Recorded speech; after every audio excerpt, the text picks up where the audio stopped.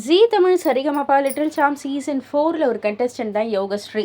தமிழகத்தின் கானக்குயில் அப்படின்ற ஒரு பட்டமே வந்து கொடுத்துட்டாங்க இல்லையா? ரசிகர்களும் அந்த அளவுக்கு வரவேற்பு கொடுக்குறாங்க யோகஸ்ரீயோடைய குரலுக்கு.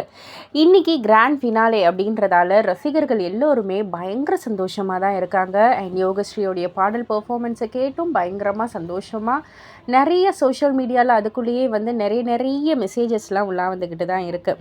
யோகஸ்ரீ நீ வந்து பொக்கிஷம், நீ கிடைச்சது யோகம் அப்படின்ற மாதிரி ஸ்வேதா அவர்கள் அடிக்கடி சொல்லுவாங்க இல்லையா? நிஜமாலுமே யோகஸ்ரீ அவங்க குடும்பத்திற்கு கிடைத்த ஒரு யோகம் அப்படின்னு தாங்க சொல்லணும்.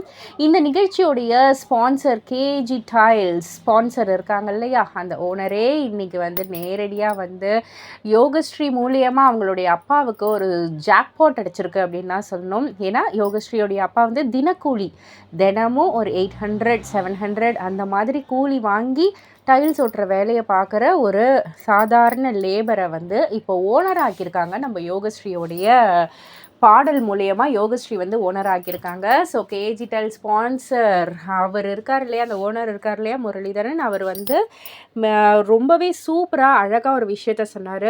தினமும் நீங்கள் வந்து இது லேபராக நீங்கள் வந்து இருந்தீங்க, இனிமேட்டு ஓனர் ஆகிடுங்க அப்படின்னு சொல்லிட்டு கரூரில் கேஜி டைல்ஸோடைய டீலர்ஷிப்பாக வந்து நீங்கள் வந்து பாருங்கள், ஒரு கடை வச்சு அதில் வந்து நீங்கள் வந்து பாருங்கள் அப்படின்ற மாதிரி சூப்பரான ஒரு ஆப்பர்ச்சுனிட்டியாக, இல்லை இது வந்து ஒரு வாழ்க்கை ஆப்பர்ச்சுனிட்டி கூட இல்லைங்க, இது வந்து ஒரு வாழ்க்கையை கொடுத்துருக்காங்க.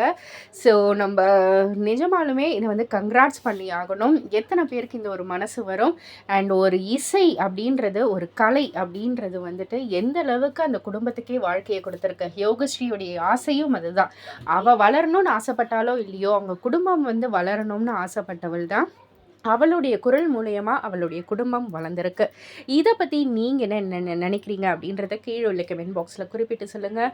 ரசிகர்கள் எல்லோருமே வந்து பாராட்டி தள்ளிக்கிட்டு இருக்காங்க. அதை பற்றின உங்களுடைய கருத்தையும் குறிப்பிட்டு சொல்லுங்கள்.